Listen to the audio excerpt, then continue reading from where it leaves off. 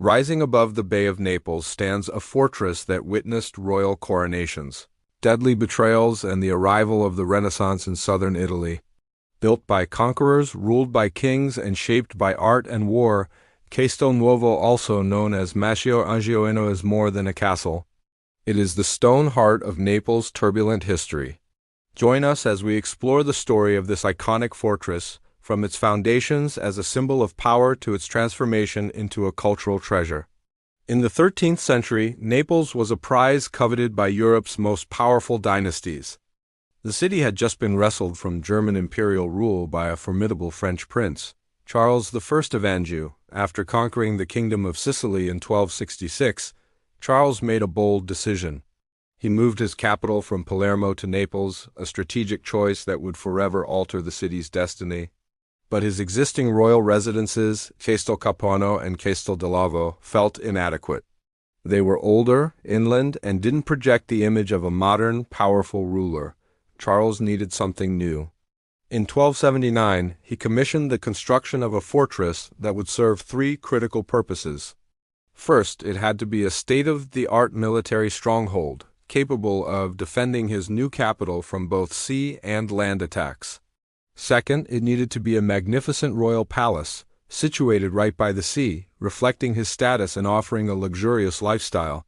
Finally, and perhaps most importantly, it had to be an undeniable symbol of Angevin authority, a clear message to his new subjects and rivals alike that a new power had arrived.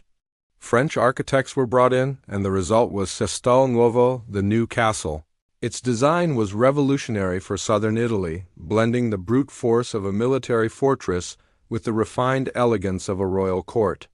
Unlike anything Naples had seen before, it was a statement in stone, a fortress palace built for a new king and a new era. For nearly 2 centuries, Castel Nuovo served as the glittering center of Angevin power. It was here that Pope Celestine V famously abdicated his papal throne in 1294, and where his successor, Boniface VIII, was elected. The court attracted artists and writers like Giotto and Boccaccio, turning Naples into a cultural hub.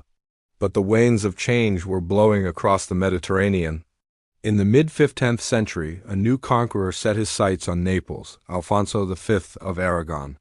After a long and brutal siege, Alfonso triumphed in 1442, ending Angevin rule and ushering in a new golden age for the city and its castle.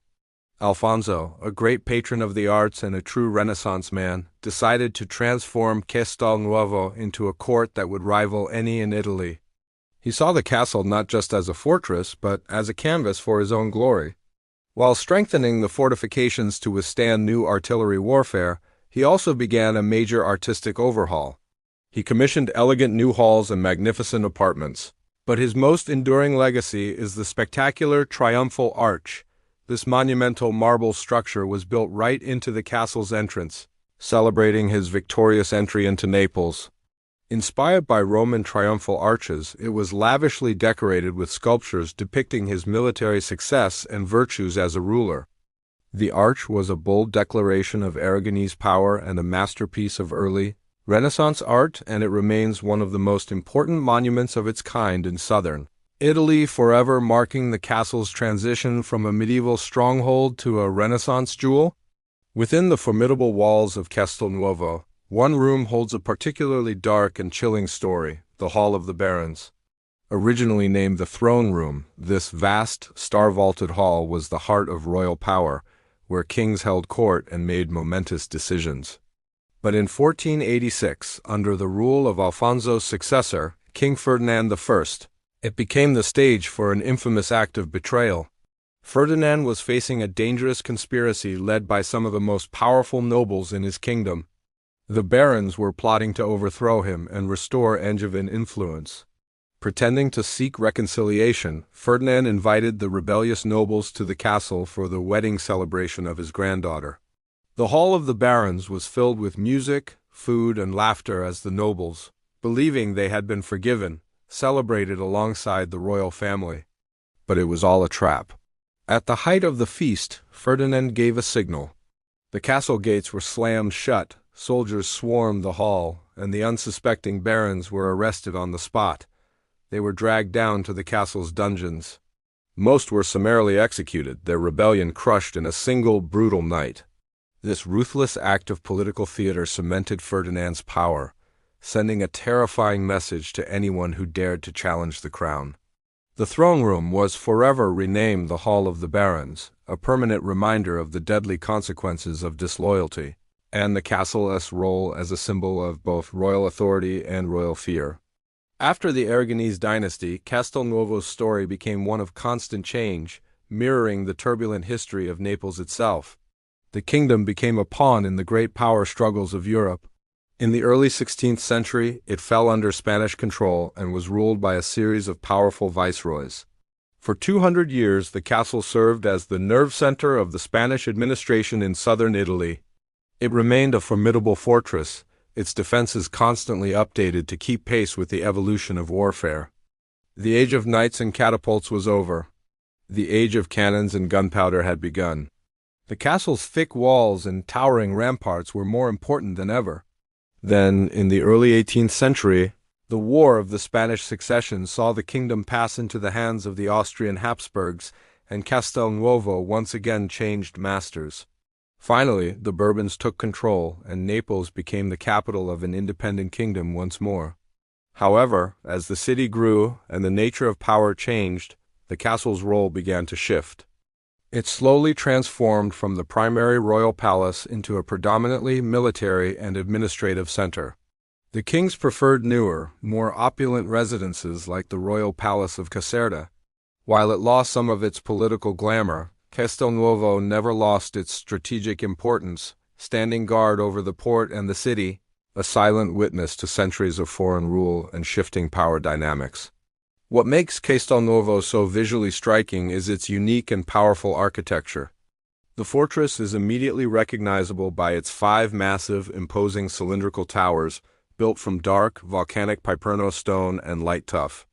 These towers, connected by thick curtain walls, create an image of impenetrable strength.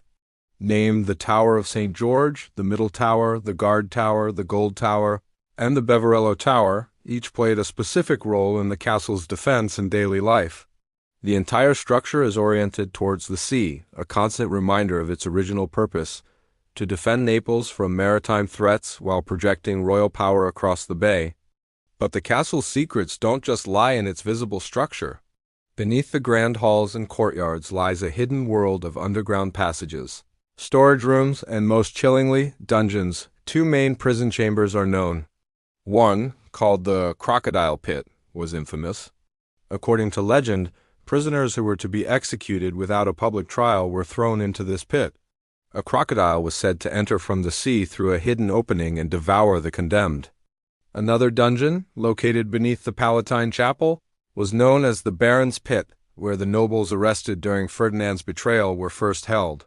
For centuries, these dark chambers have fueled local legends of restless ghosts, secret escape tunnels, and lost treasures, adding a layer of mystery and intrigue to the castle's already dramatic history. Today, Castel Nuovo has completed its long journey from a fortress of war and a palace of kings to a beacon of culture and a beloved city landmark. After centuries of military and administrative use, the castle underwent extensive restoration in the 20th century, preparing it for its new role as a public space. It now houses the Civic Museum of Naples, offering visitors a fascinating journey through the city's rich history. As you walk through its ancient halls, you can explore a diverse collection of art and artifacts. The Palatine Chapel, one of the oldest parts of the castle, contains precious fragments of frescoes painted by the master artist Giotto, who worked here in the 14th century. The museum's collection includes sculptures, paintings, and silverware from the medieval period to the modern era, telling the story of Naples through its artistic treasures. Archaeological excavations have also revealed layers of history beneath the castle, including Roman ruins that predate the fortress itself. And no visit is complete without climbing to the top of the ramparts. From there, you are rewarded with breathtaking panoramic views of the bustling harbor, the sparkling Bay of Naples, and the majestic silhouette of Mount Vesuvius in the distance. From a symbol of conquest to a museum for the people, Castel Nuovo stands today as a central and enduring symbol of Naples' incredible resilience and its rich cultural heritage. Castel Nuovo has survived conquerors, kings, revolutions, and time itself. Standing at the edge of the sea, it tells the story of Naples, a city forever shaped by power, conflict, and culture. It is a stone chronicle of ambition, betrayal, art, and resilience. Thank you for joining us on this journey through the heart of Neapolitan history.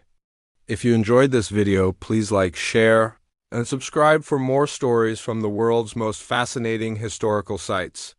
See you next time.